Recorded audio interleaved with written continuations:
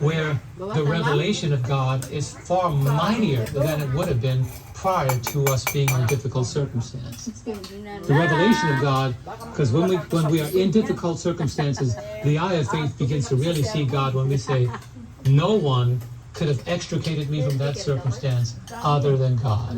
No one could have answered my prayer the way it was answered other than God.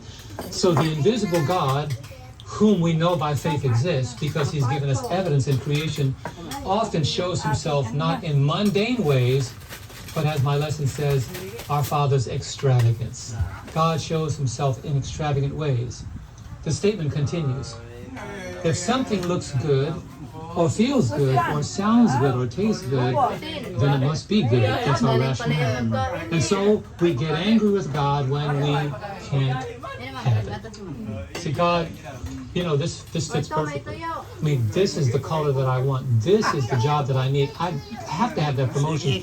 This is the salary that I know I could survive on. This is the house that will make me look good in my next position.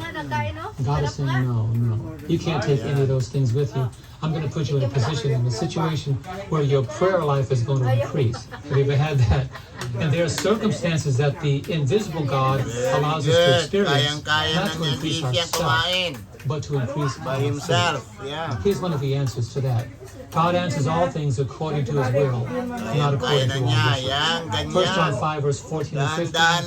Now this is the confidence that we have in him, that if we ask anything according to his will, he hears us. And if we know that he hears us, whatever we ask, we know that we have the petitions that we ask. I've been in situations where people just recently, as a matter of fact, somebody walked into church on Sabbath morning, a couple, and their baby was going through agony. They said, my baby's ear is stopped up, her eardrum is perforated, and the doctors can't do anything for her, and she cannot sleep just for a few minutes.